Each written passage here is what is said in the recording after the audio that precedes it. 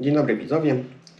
W filmie tym chciałbym dodać trochę swojego komentarza, gdyż tak jak zazwyczaj to robię w postaci tekstu wstawionego do filmu, zwyczajnie nie zdałoby tutaj to egzaminu. Pierwszy film dedykuję wszystkim, którzy piszą w komentarzach, broniąc przejeżdżających ludzi na czerwonym świetle, rzekomo wczesnym czerwonym. No to tak, to jedziemy. Zbliżamy się do skrzyżowania z sygnalizacją świetlną. I tutaj zwróćcie uwagę, po lewej stronie na białą Toyotę, która rusza spod świateł. Pani rusza dość dynamicznie. Dostaje uderzenie w bok, następnie prawie ląduje na słupie. No i co ja mogę powiedzieć? No. Ktoś wjechał na wczesnym czerwonym, pani ruszyła na zielonym dynamicznie. No i się spotkali. Co gorsza, było to uderzenie boczne. Takie uderzenia potrafią być naprawdę bardzo niebezpieczne. Wyszedłem z kabiny, poszedłem sprawdzić, czy komuś coś się stało, czy jest potrzebna pomoc. Pan z tego białego Nissana, który uderzył panią, był lekko zdezorientowany na pewno. Wystrzeliły poduszki, kurtyny. Pan nie deklarował, że jest mu potrzebna pomoc. Potem podszedłem do tej pani. Pani się wydostała o własnych siłach z samochodu. Dobrze, że dostała to uderzenie w tylną część pojazdu, a nie bezpośrednio w drzwi. Zostawiłem pani numer kontaktowy, poinformowałem pani, że mam nagranie z tego zdarzenia. Jako że nie było, że tak powiem, ofiar w tym zdarzeniu, ruszyłem w dalszy kurs. Po jakieś 1,5 godziny, wracając w drugą stronę, w stronę pętli Sempolno, napotkałem na przystanku policję, więc postanowiłem podejść do nich, poinformować ich o tym, że mam nagranie. Pan policjant podziękował, spisał sobie moje dane, powiedział, żeby zabezpieczyć film. Chyba tyle, no. Dlaczego policjant prosił o zabezpieczenie nagrania? Powiedział, że być może będą jakieś obrażenia w tym wypadku. Także do końca też nie wiem, jak się to skończyło. Tak, co do samej sygnalizacji świetlnej na tym skrzyżowaniu. Jest tutaj bardzo niska tolerancja, jeżeli chodzi o zmianę cyklu. Jeżeli cykl jest zamykany dla danego kierunku jazdy, to już właściwie jest otwarty dla kolejnego. Nie ma tutaj miejsca na jakiekolwiek właśnie wjeżdżanie na takim wczesnym czerwonym, bo właśnie kończy się to zazwyczaj tak, jak pokazane jest tutaj na filmie. Co do jeszcze takich ciekawostek, tam kiedy policjanci spisywali moje dane, trwało to jakieś może 3-4 minuty. Wyszedł pasażer z mojego autobusu, postanowił sobie jeszcze pokomentować moje zachowanie, także to też przedstawię jeszcze na filmie.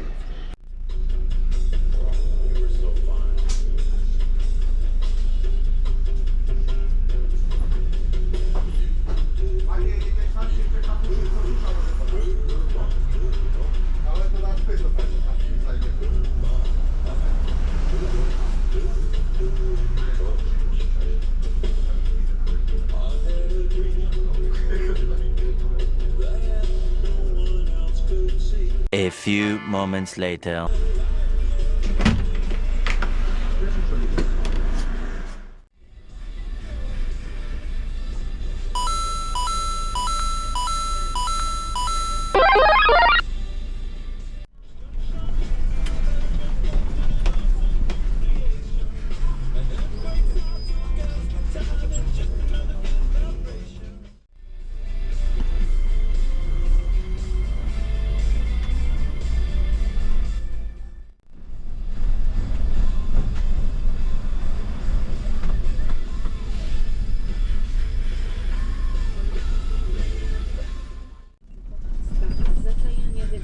Przed swoją drugą połówką, czy zaciągnięcie kredytu bez poprzedniego powiadomienia o tym swojej partnerze?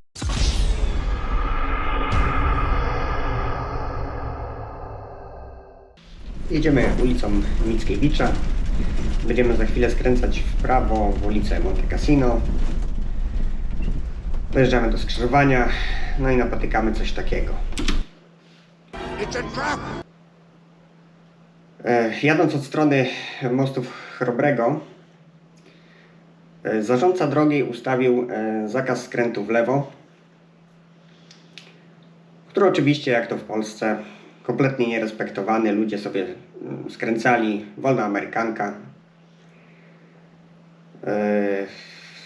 To zarządca drogi postanowił wymalować liniami ciągłymi. Wiadomo, jak to w Polsce, linie ciągłe to tylko jest ozdoba na drodze, więc zarządca drogi poszedł o krok dalej i ustawił na tym skrzyżowaniu, żeby uniemożliwić samochodom jadącym od strony mostów wykonanie skrętu w lewo. Co do sensowności samego zakazu, to oczywiście możemy debatować. Powiem tyle, że dla nas jako kierowców autobusu jest on dość też niefortunny, gdyż utrudnia nam to wyjazd z pętli na Sempolnie. Ja czasem potrafię stać po 2 minuty, nie mogę z tej pętli zwyczajnie wyjechać, bo wyjeżdżam z drogi podporządkowanej i nikt nie chce nas wpuścić. Co do samego skrętu, jest on oczywiście wykonalny, jest dość mocno utrudniony, trzeba się trochę nakręcić. No i tu teraz w tym miejscu się zatrzymajmy.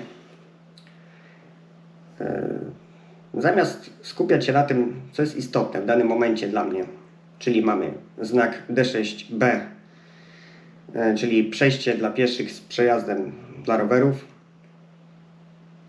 moja uwaga jest skupiona na tym, żeby nie staranować słupka lub z prawej strony nie pojechać po krawężniku.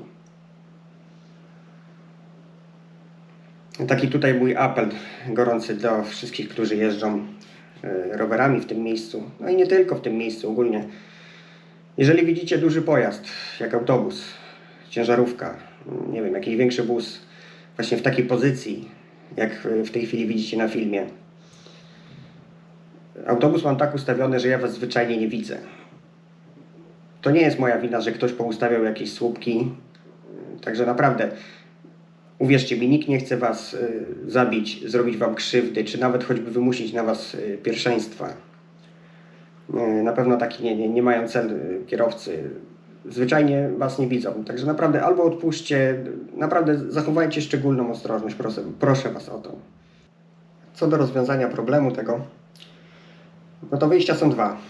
Albo zdejmujemy ten zakaz i pozwalamy skręcać kierowcom w lewo w ulicę Monte Cassino, oczywiście demontowując też te słupki, albo zwyczajnie wymuszamy na kierowcach respektowanie przepisów. W jaki sposób to zrobić?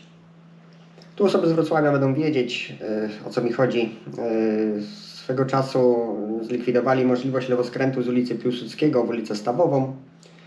Też notorycznie tam kierowcy ignorowali ten zakaz, aż do momentu, kiedy policja nie stanęła tam w szczytach komunikacyjnych, stała chyba z 2 tygodnie, codziennie, dzień w dzień, wręczała kierowcom nagrody za swoje przewinienia.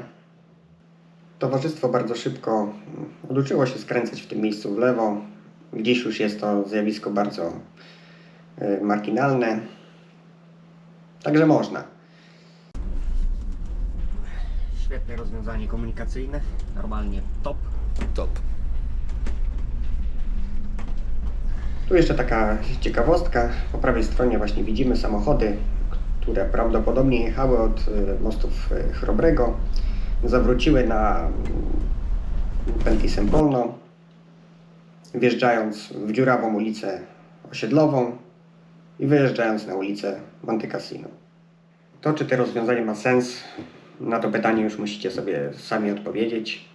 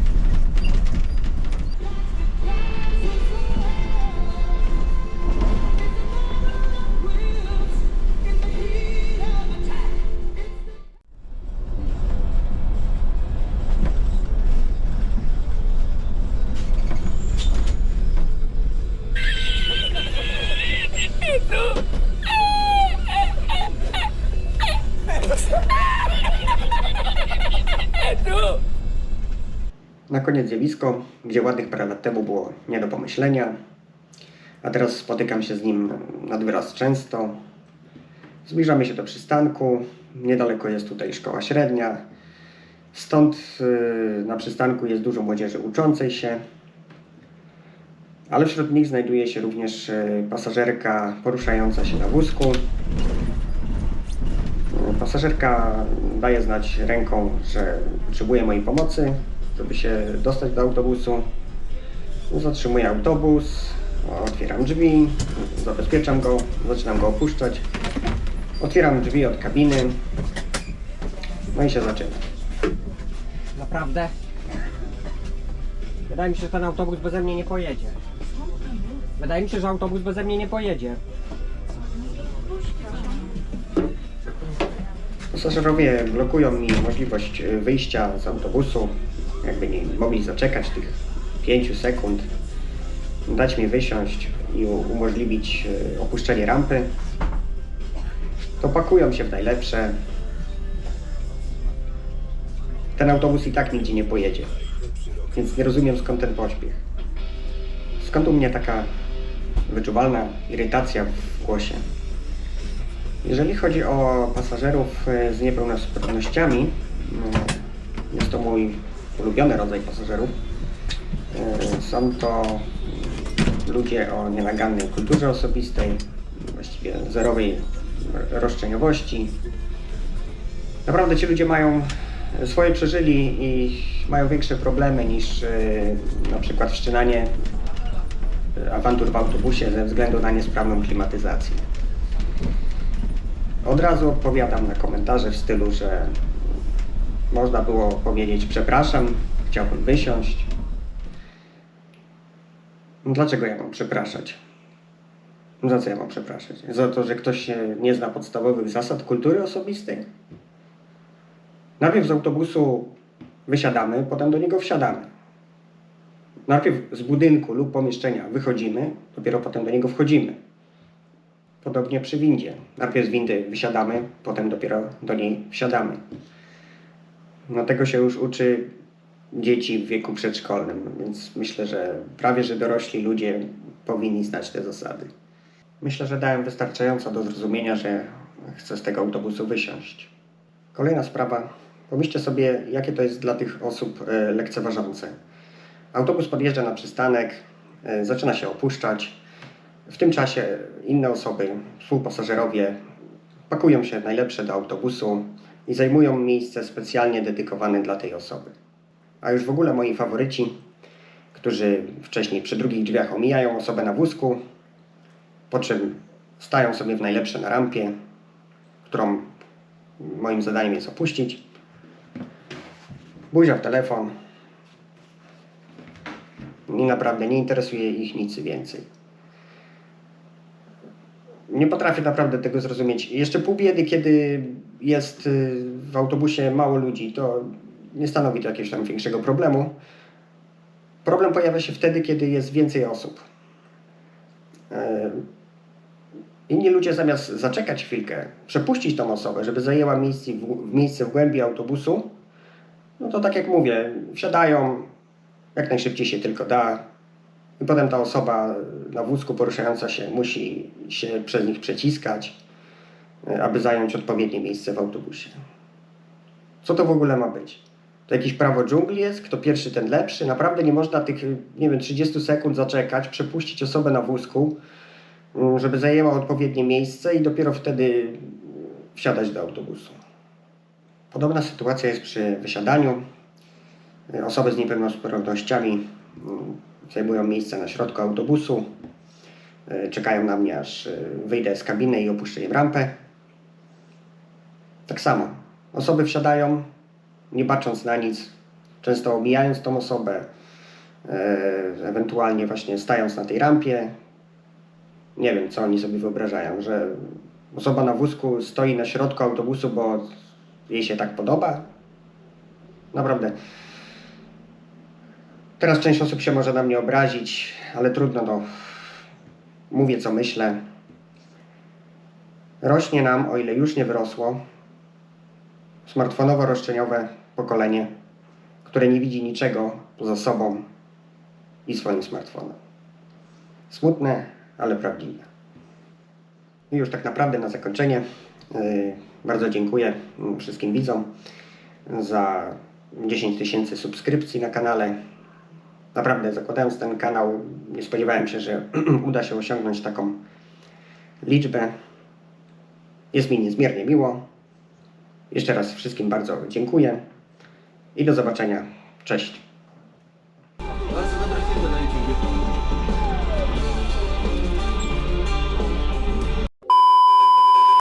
Had hoped that Braddock's presence at the talks would increase their ability to negotiate.